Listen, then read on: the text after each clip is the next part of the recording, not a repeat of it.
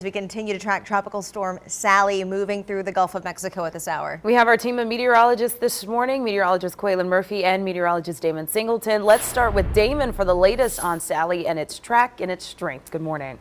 Good morning, and it's not only Sally, but we've got a lot of activity out in the Atlantic. Just take a look at this graphic and you'll see something that we don't often see. We've got Hurricane Paulette over by Bermuda, Tropical Depression Renee in the central Atlantic. We've got Tropical Storm Teddy now here. We've got Tropical Depression 21 over by the Cabo Verde Islands, and we've got another tropical wave that's emerging off the west coast of Africa right now.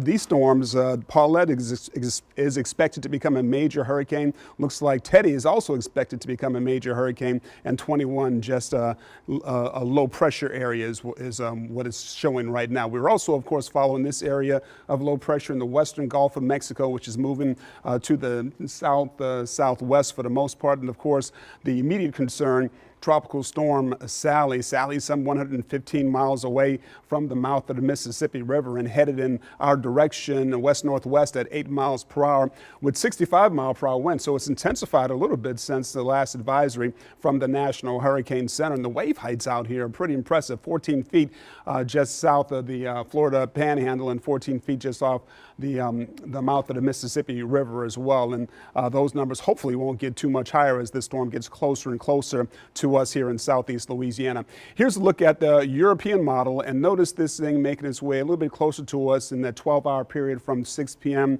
From now to about 6 p.m. this evening. From 6 p.m. this evening to 6 p.m. on Tuesday.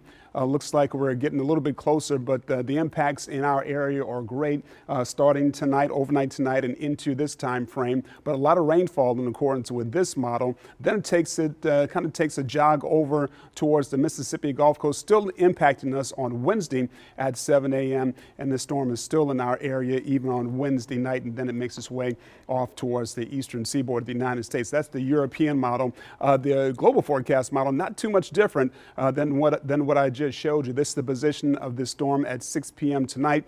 Then it moves a little bit over our area and into the Mississippi Gulf Coast 24 hours later. So still having an impact on us at that time. The winds are strong, lots of rainfall across our area, but especially over the Mississippi Gulf Coast, and looks like a part of the Alabama coast as well. And then that trough takes it off to the eastern seaboard of the United States as well. One model has it moving out a little bit faster than the other. But here's a look at the National Hurricane Center forecast track. Still showing, as of the 7 a.m. advisory, still showing this storm becoming a Category 1 hurricane, making landfall with possibly with 85-mile-per-hour winds. But you'll notice that it is going to be with us for a long while. And those slow-moving storms, one of the biggest issues, or two of the biggest issues that we have, that we've had, and that we'll have with this storm is storm surge, which is a real possibility, and of course all the rain that we're expecting to see over parts of southeast Louisiana, and it could be quite a bit of rainfall.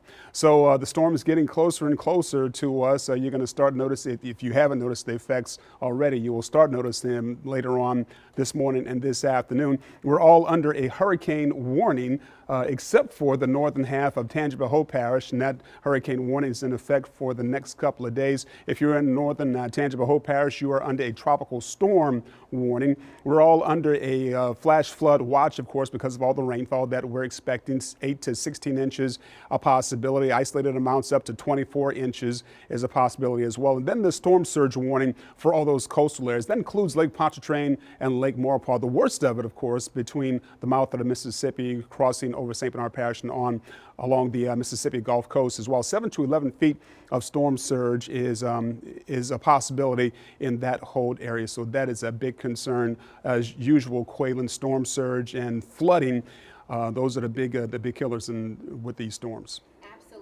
And unfortunately, we still have big uncertainties on the system. Ultimately, those impacts will be track dependent. Where will that center track? And then ultimately, which side will we be on in terms of landfall? Looking at the current winds right now, they're definitely picking up, still below tropical storm force, but quite the breeze out there this morning. 25 miles per hour at the lakefront, some higher gusts around the airport, 24 miles per hour at 18 in Gulfport. These will be picking up throughout the day. So like Damon said, you're going to notice the winds and initially before the rainfall even gets going. Closer to that tropical storm force by later this morning around Boothville on those gusts, and then these will continue to get stronger throughout the afternoon hours, up to 55 miles per hour potentially for the coastline, building to 30 plus inland, even up into Slidell, portions of the North Shore. This takes us into the overnight hours, and this is when we could potentially have that system tracking near or just along our coastline overnight into Tuesday morning. That's why those winds really do perk up here. Boothville 72 miles per hour on the gust, and this will continue through the day on Tuesday. So Tuesday, definitely one of our active days in terms of wind and rain potential, and of course that storm surge threat as well. And we're already seeing some of the surge beginning because of the onshore push of the winds at this time. This is Wednesday morning, and yes, we'll still be active on the winds with the gust at 40 to 50 plus miles per hour. This is how the Hurricane Center wind potential track pans out. Yellows represent the tropical storm force winds, and so we'll get those again by this afternoon along the coastline. We'll see these 58 plus mile per hour gusts building into tomorrow afternoon. If this is the track, this will be better for us overall, but we'll still have areas that will deal with, unfortunately, the wind concern, the surge concern, and the rainfall concern. We also have an isolated tornado threat that will build later on today from the metro area and then also out towards the coastline. Ultimately, Tuesday's threat of tornadoes will depend on where we see the track, but the Storm Prediction Center is basically lining that threat up right along the coastline to account for the fact that that center of circulation could track right along the coast. So like I said, all track dependent. You're not going to be impressed by what I'm showing you here on the forecast model. Scattered showers developing this afternoon into evening. And you're going to be looking for the big swaths of rainfall. Well, they're not showing up here because this forecast model is basically biting on the fact that we'll have a system tracking along the coast and shifts most of the rainfall along coastal Mississippi into Alabama. But again, we have to allow for that potential shift in the track to the west, and if that happens, then that puts more of that rainfall potential for our coastal locations. These are the totals right now. 8 to 10 plus inches for the coast. Then we back it down as we head into the metro. We're still looking at potentially 4 to 6, even 7 plus inches here. And then as you go farther back towards I-55, those numbers do drop off. This is both on the European and the GFS, so in pretty good agreement here. But we're looking for the consistency. They really just started lining up this morning, so will they continue to line up? That's the question. Seeing more clouds build in since we first got started. All sites here, Houma, Gulfport, the airport down to 79 degrees. I showed you that 12-hour forecast, and you can see how we start to break into the rainfall potential later on this evening, and definitely overnight those winds will be picking up too. So I think Monday night things start breaking down for us tonight. Tuesday definitely an active day potentially. And then Wednesday we head into some lingering impacts of that system, and then by Thursday it's pulling slowly away. But again, we're not set in stone on any of this, Randy and Christina, so that makes it tough, but that's why we have to continue to monitor it throughout the day.